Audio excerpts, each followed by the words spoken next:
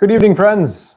Welcome to this Thursday, January 15th, Mystery Wine Blind Tasting Edition from here in the cold climes of Marshall, Virginia, at Field and Main, and wherever you might be with this beautiful little wine. I think it's less than a little wine. I should say it's more than a little wine. It's got quite a heft to it and a beautiful dark color. So, ooh, fitting for a night with this kind of chill outside. Starting to open up. I just literally opened it a minute ago, and so I'm new to the experience of this wine. If you've had it open for a little bit, chime in. Let me know what it's smelling like, how you're experiencing thus far, and work this wine with me. We're going to move our way through the process of a site evaluation, an aromatic evaluation, and then a tasting evaluation, as we do each and every time we do this on the third Thursday of each month. For those of you that might be joining us by happenstance the first time, we do this, as I said, the third Thursday of each month, and you can pop by the restaurant Field and Main to grab a bottle just like this, brown bagged. You don't know what it is. I don't know what it is either. My team here, Julie and Caitlin and Hannah, are hard at work, always picking out interesting wines for us to get a chance to try, and we work through it through a semi-deductive process that built on the idea that we can figure out what's in this glass by virtue of what it's not first, and then what it might be after that. And collectively, we have a great time doing that. And so having all of you join each and every Thursday is really rewarding and wonderful. And Bobbin and Dean are here, which is fantastic. Making an exception for his dry January, except for today. This isn't drinking, this is tasting, and there's a difference. So I think you can continue to maintain your perspective of dryness, especially if you have a spit cup, as I do. You know, if you have one of these, I think you can really argue that you're not drinking, you're tasting. The Sanders are with us tonight. Hello, hello. Corey, good evening. Welcome. David and Allison are here. Curtis, Renee, Bill, and Debbie. Many thanks to all of you for joining down in Fredericksburg. It's quite a number, huh? Deep color. So what do you see when you're looking at this number? I'm drawn into the depth of the color and then pulled in to try to check out the aroma, but I'm jumping ahead. Orthodoxy, yes. In wine, all things are orthodox relative to the enjoyment of it in whatever form it comes, everything else immaterial. And so I applaud you for charting your own course with respect to your January, and pleased that that course has intersected with ours. So as we look at this particular wine, we talk about a wine's intensity of color, right? And intensity of viscosity. And this wine has a good deal of both. So swirl the wine as you're looking at your glass, looking for where the outer rim forms and then what transpires as the wine itself falls down from that outer rim. And you get these tears that form, and as they set, or don't set, but as they set and if they set, they'll form some legs.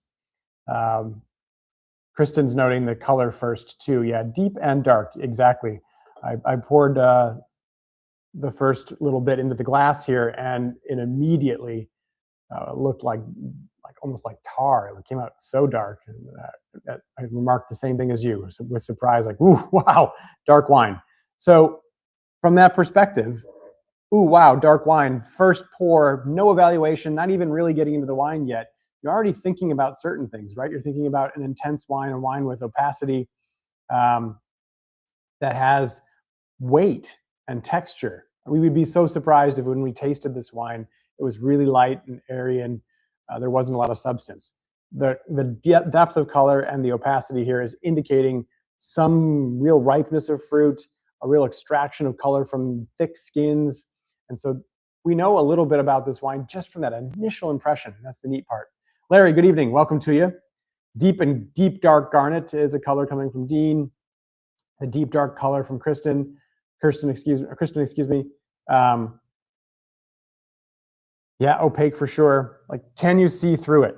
Not really, right? It's pretty dark all the way through. Is there a little rim variation? Some. There's a tiny bit more of like a vibrant purple there, a little reddish tinge, but it's kind of deep purple in the middle there. Wow. And when you swirl, what are you seeing? Those little rings that form on the edge of the swirl are dropping some serious tears, very established tears that are moving consistently, but not fast. And those legs are like the bars of a jail cell on my glass right now. You know, they are formed, they are strong, they're not going anywhere. And this wine has some substance for sure. Long and persistent legs. Yes, that's a good way to put it, Curtis. All right, let's smell the wine, see what we pick up. I mean, right now we're in a spot where we're assuming that this has some depth, some richness, should have some bold flavors and some weight. That alcohol is probably in the more moderate to high level as opposed to a light to medium bodied wine. So what do we pick up as we're smelling it? Looking for a few things: the fruit, earth, and the wood. So the fruit quality here, what is it? What type of fruit? Is it stone fruit? Is it fruit that comes from a tree, kind of apples and pears? Is it citrus fruit? Is it berries? And then what condition are they in? Is it ripe berries? Is it an underripe berry? Is it a jam, you know, slow cooked, sweetened and concentrated jam? What do you pick up? We smell chalk, sort of. Yeah, Kristen, thank you. There's a note here, and I think it's the same note that you're picking up. There is sort of a crushed diatomaceous kind of chalkiness that's here, and there's also like another way it's kind of expressing for me, which is, I think, in partnership with a little bit of an alcohol element that I'm picking up on the nose. There's sort of a latex paint.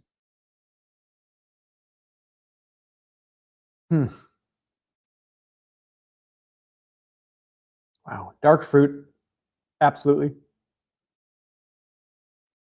Dean, you and Bobbin opened it a couple hours ago, and the earth smells jumped out, but now it's more balanced. Interesting, very cool. Dark chocolate, Curtis, good note. Hey, Kavitskis, hello, hello. Welcome. A bit bitter. So like some advanced flavors of the chocolate. So maybe some wood elements right there. There's this cocoa, a bitter cocoa too, kind of more the cocoa part or the cocoa nib than it is like sweet milk chocolate. And it has this mineral sort of chalky, latexy note.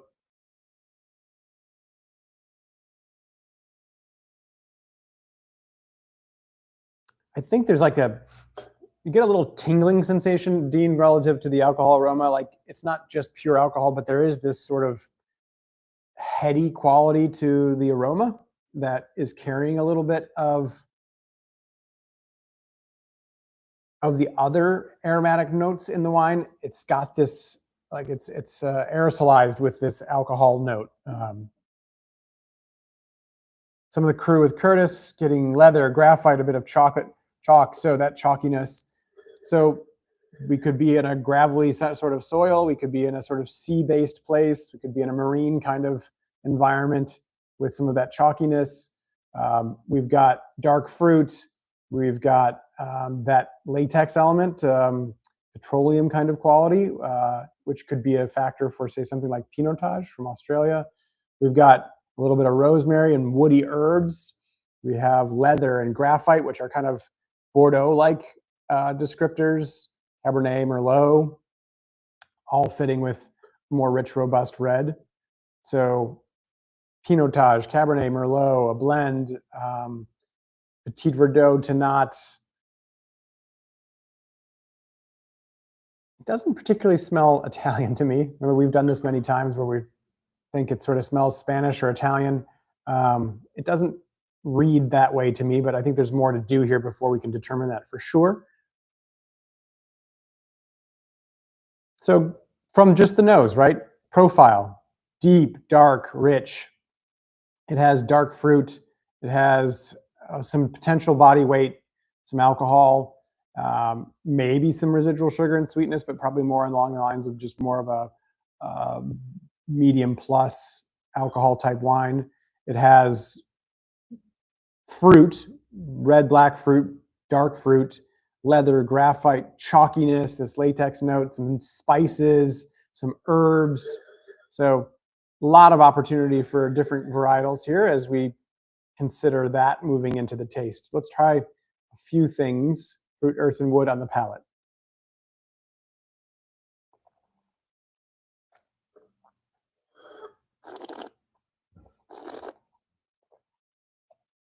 Mm.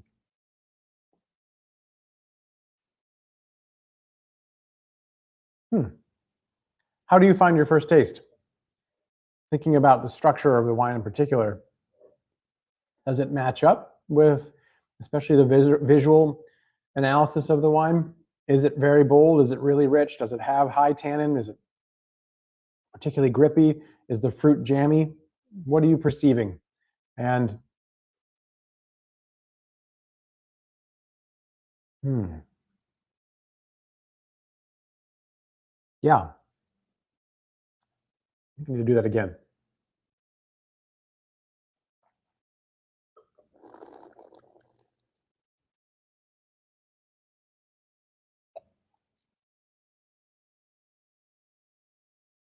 Hmm, yeah. Ooh, neat. Kibitsky's, yes. I think we have one more. We have at least one more bottle. We can save it for you for when you come down next time. No problem at all. The homemade hot pockets with cheeseburger filling and Dijon mustard. I think that would work well. There's an acidity here, a little tanginess that would be kind of fun with the Dijon part. And certainly there's some tannin here, which you've got a medium rare cheeseburger, kind of cheesy goodness. That would be wonderful. Strong tannins there. Yep, definitely drying. They're present. They're present in a way that's not quite the same amplitude of the fruit and texture. I think there's like a medium plus body weight here, but the alcohol is higher and the tannins are higher. But this is 10 minutes, 12 minutes in, so this wine I think needs a minute to just come together and open itself up.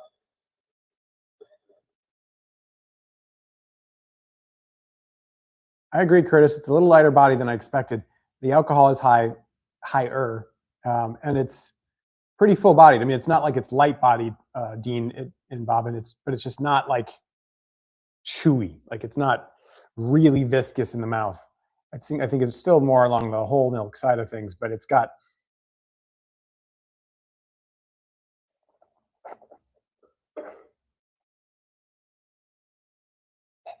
interesting how the wine has this like loftiness.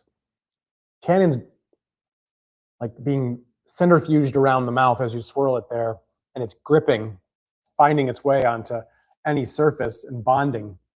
But the result then in the midst of that is like the rest of the wine just sheets on back through and doesn't linger in a way that's really big. Um, hmm. Cheers to you, Julie and Dave. Absolutely, Dave. Hope you're feeling better and look forward to you catching up on this particular wine. Hmm.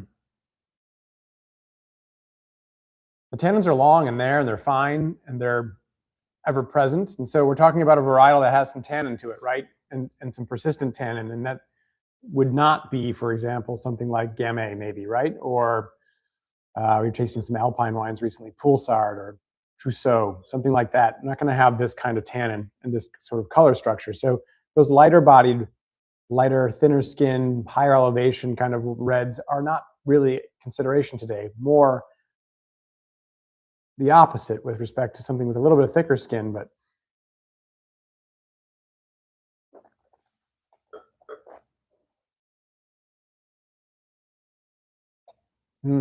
Kristen's seeing a dissipation in some of that tannin with the open time and decanting. And so it's really a tannic experience right now to start with. What are some potential varietals that would have that tannin profile?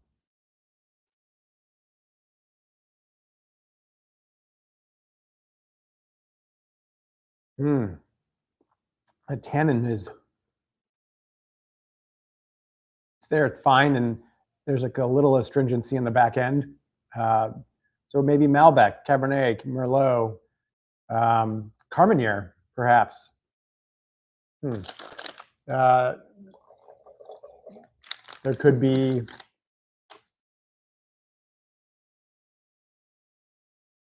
that Pinotage, just to keep going with that. Ooh, it's gotten a little bit more musty and a little earthier and kind of a baby diaper element here, a little poopy. But the fruit's coming out a little bit more on the nose too as I pour the second portion and swirl it a touch.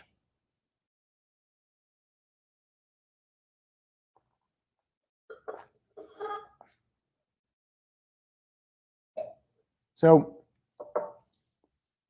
Rioja, Carignan, two other opportunities, yeah. Rioja being a little bit bigger, can be bigger for sure. Can have tannin in the Tempranillo form, and can have certainly some spice and some wood. So from a Rioja standpoint, it's worthy of consideration, certainly worthy of mentioning. Carignan, the tannin in Carignan for sure could be there. You know, it has that potential too. It's an interesting call. And Southern Rhone sort of fits some of the other profiles we're talking about here. Tomato leaf. Ooh, interesting, Janine. Thank you. And welcome aboard. Glad you picked up the wine last time you were in. Yeah.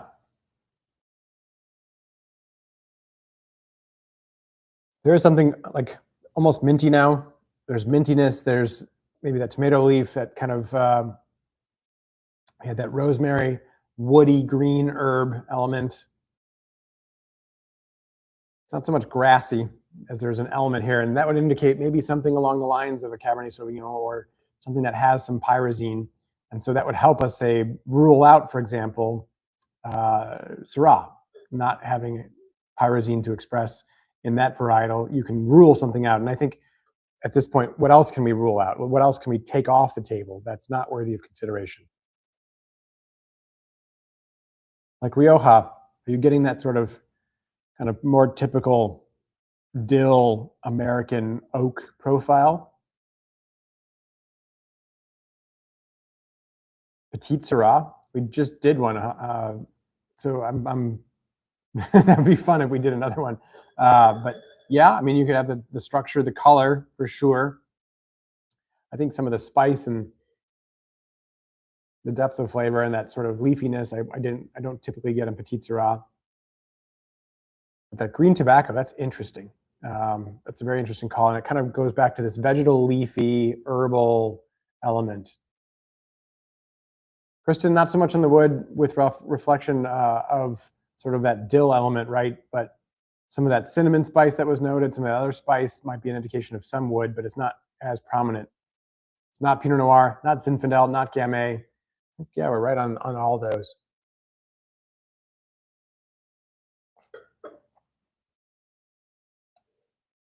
Is there one place, not place, places that you can kind of say, I don't think it's from there, and therefore we would end up in another place and begin to work the varietals that are grown in that place? Like, is there? I could comfortably probably say I don't think this is German red, and I don't think this is. I just don't think it's Italian. I could be wrong there, but I'm not positive. But I don't know that it, unless it's sort of something southern Italian. More New World. Kelsey, hey, good evening. Kelsey's thinking New World. That's great. So Larry's not the U.S. And so the disparate, like in that case, like sometimes when that sort of tension exists in my own mind relative to this wine, I think about like South Africa, or I think about Chile or Argentina. Sometimes Eastern Europe can play. Sometimes Australia, although I think they're a little bit more signature. But like South Africa messes with some of this New World character and some of this Old World element too, and higher elevation play there, or coastal influence. We talked about that chalkiness that was there in the start. Eastern European, US, Spain. So we're all over the map, right? So that's okay. And that's kind of fun about this wine.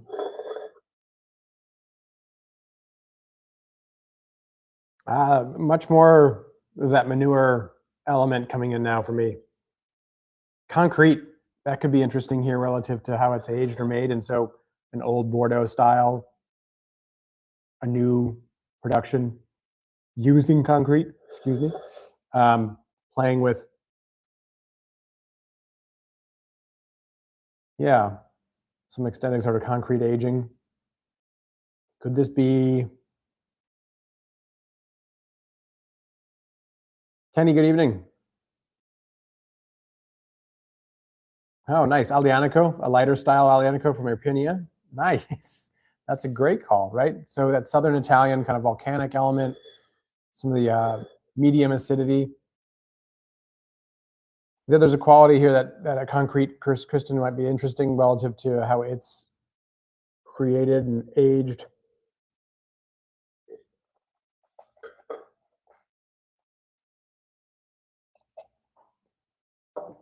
Maybe like that concrete egg too, where the wine's in constant movement if it's on some skins too, and gaining a real extraction of that tannin profile. The tannin is, it's not softening for me. I mean, we're 21 minutes in. I don't have the 50-minute head start like some of you do, but the tannins are ever present and really a big factor in this wine. We've got this deep garnet, purple kind of color, opaque, tears that form legs that are substantial, higher alcohol, red-black fruit,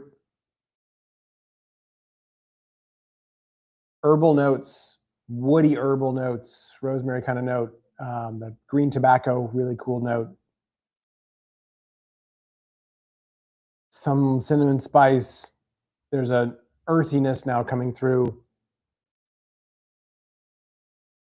And we have this structural intrigue with respect to this like fortress of tannin, and then like sort of airy profile inside of the actual stuffing of the wine. It's not dense, but it's structured and bold that way with respect to tannin. Chile coming along, South Africa, some old world, some new world, US. Where else, guys? For those that are thinking US, what are you thinking? For those that are thinking somewhere else, what are you thinking about? Hey, Barbara, good evening. Yeah, the chalkiness is present. It's present in the nose a lot. And there's a quality about the palate too that has some of that in the tannin, it seems like.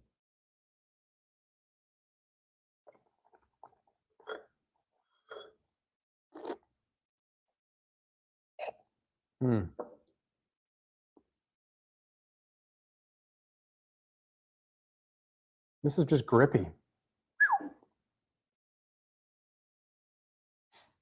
Yeah.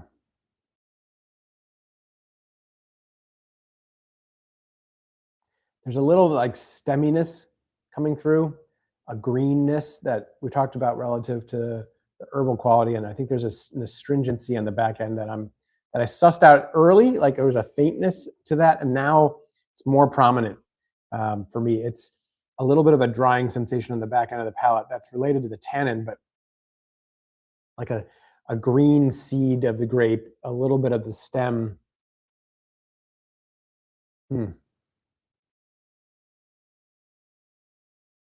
Janine saying high ABV, high tannin, medium body, not US. If US, California or Washington. Corey noting that Tannat or Syrah in there. Tannat's a good call there, the tannin for sure. So we could be in the southwestern part of France, for example, and having some Tannat there from Mataran or like Cahors. There's a quality about the tannin there that can be quite structured like this. I like that idea. I don't think so much the Syrah. I mean, the black pepper, the meatiness, a little bit of a pyrazine note kind of here, although that could come from sort of a whole cluster element that might be in here as well that would give you some of that astringency.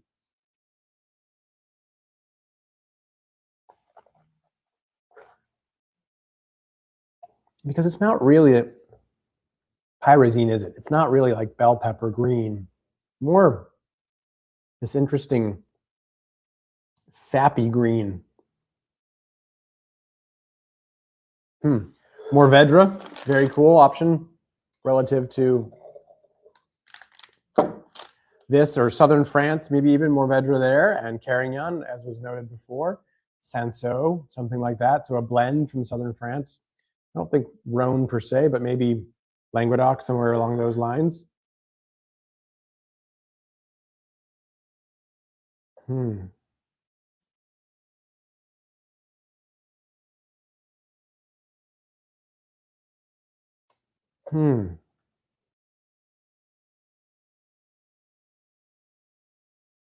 Wow. So Spain, Rioja, South Africa, Chile, California, Washington, bigger red. Can we rule something out? Let's work this to try to rule. Is this, for example, as was said early on, Bordeaux, right? Most people are thinking not, it sounds like, but Bordeaux and then Bordeaux adjacent relative to those varietals. Is it Cabernet Merlot, Petit Verdot, Cabernet Franc, Malbec, Carmenere?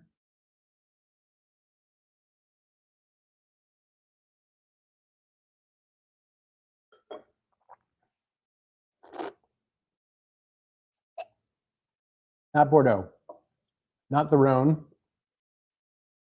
or Syrah based. Man, that tannin, huh? Ooh, my gums are sticking to the inner portion of my lips. Like the tannins are just bonding to both, not just to one, and they're actually fusing the two together. This has got structured tannin and a lot of it. And like even Cabernet Sauvignon, for example, like would have tannin, but it's like this is like fine, but also sticky. It's grippy. It's thorny, which is not necessarily how Cabernet Sauvignon presents itself, or Merlot, for example. That kind of profile is a little bit silkier typically, even if it's big. So not so much Bordeaux varietals. So then we are considering things like Mourvedre, Tempranillo. Could we be in Portugal too? Something like a Douro Red or something further south, perhaps.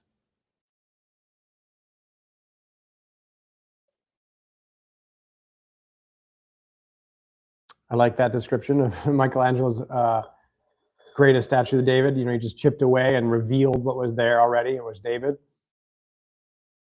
Oh no, Verizon. Yikes. Curtis, we're still getting your notes, so that's been a pretty interesting hassle the last couple of days of not having reliable service by way of Verizon. So I'm getting your comments back about Verizon and or Larry. Are you picking that up too? Are you losing me on the Verizon side? Oh gosh, I hope not.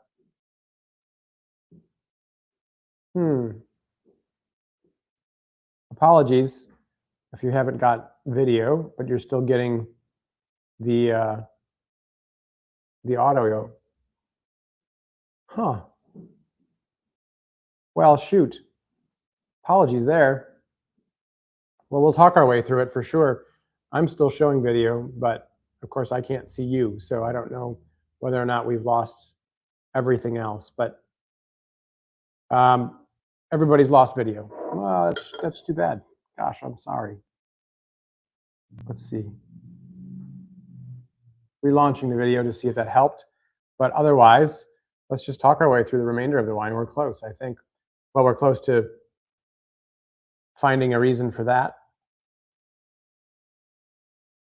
My apologies, guys. I'm not sure. Can you still hear me?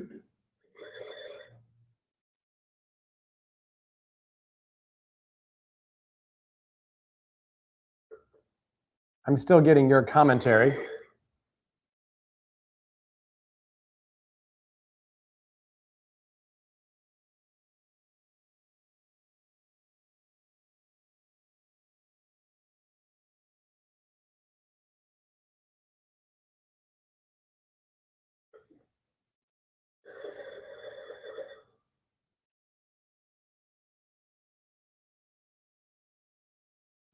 That's too bad. Gosh, I'm sorry. Well, yeah, we're not on Facebook right now itself. I mean, we're on a different platform called Restream, and I think that's should be kind of running through, but maybe it's for those of you on Facebook, it's not working. I'm not sure. Um, can you still hear me?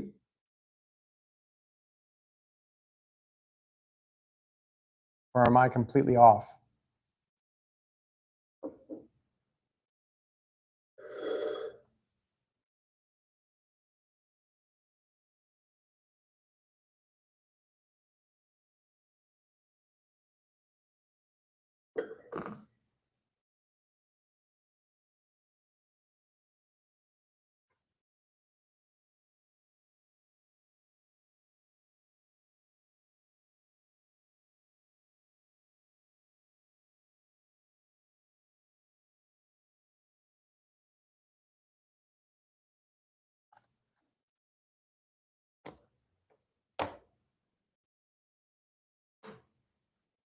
We can see you on YouTube. On YouTube?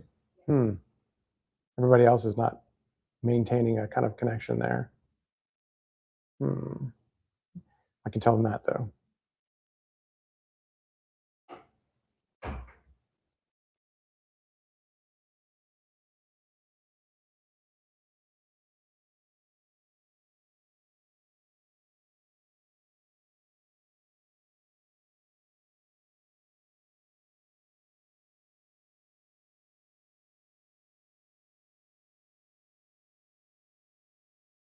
Some are noting that they can find me on YouTube. So if you have a chance that way to pop over, you can. Let's otherwise consider perhaps that we can just write our way through the remainder and share your final thoughts and notes about a particular wine. I know some are doing a little bit of a reveal themselves. Uruguay with Tanat in 2022, Kristen, that is awesome. I like that call. I'm going to run with a call I think that sort of stem from my first thoughts about sort of pinotage and a little bit of a structure coming from the wine there, and that sort of latex kind of petroleum note. So I'm going to say pinotage, South Africa, 2023, 2022. How about that?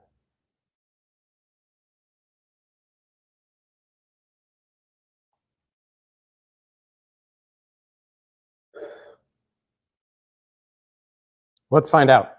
Let's take a look. I apologize. This is so strange that this kind of just cut out. Technology, eh?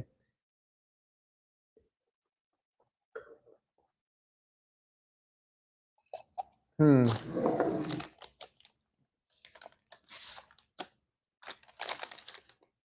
think pinotage might be a little bit too light relative to the wine that has this much structure, but here we go. Oh, cool. So South Africa, that was sticking with me somehow. 2020, Merlot from Hoekte. They make some wonderful wines. And so we get a wine that has some pretty powerful structure. And remember how we just walked right away from Bordeaux varietals. There's some power here. But there is a quality about this that, as we talked about, it sort of seemed like it could be from the US, could be from Europe, could be from somewhere else in the world. And South Africa oftentimes fits that bill. And so that's a nice tell to have learned from this experience, that when that happens, like, lean into perhaps that it's not telling you exactly where it's from, but it might be from South Africa as a result of it seeming like it's from a couple of different places. And so apologies for the last minute sort of technological difficulties, but otherwise, a wonderful evening spent sharing the evaluation of this wine with all of you. So thank you for that. I look forward to seeing you in February for another one, and for many events prior to that point, if you're interested. The next one, Crimson Lane, coming up with our friends from that beautiful winery and vineyard over in Linden, Virginia. They'll be joining us next week on Thursday. There's a couple spots left if you're still interested in venturing out to taste some more wines with us in January. And then in February, we're going to do a wonderful program right before Valentine's Day, featuring a bouquet of roses, if you will, the aroma and profiles of Nebbiolo as found in the Alto Piemonte, like the northern part of Piemonte, some of the Piedmont that predates Barolo, and they're a pretty special place in the world. So you get a chance to try a whole bunch of wines from that region and focus on those, and then a menu that will accompany them. And then in March, we'll be doing Utopia Estates and Lost Mountain with Josh and Jeff from over that way. Really nice opportunity to spend some time with two amazing wine personalities and their resulting wines from the Lost Mountain Estate, but also from the whole universe of some of their other French estates. So it'll be a really fun evening, a special evening for sure. Look out for those events. And otherwise, hope you stay warm. You'll certainly be warmed by finishing off this bottle. And I'll see you when I see you next, hopefully here or certainly on this channel in a better working fashion next time. Thanks very much. Bye-bye.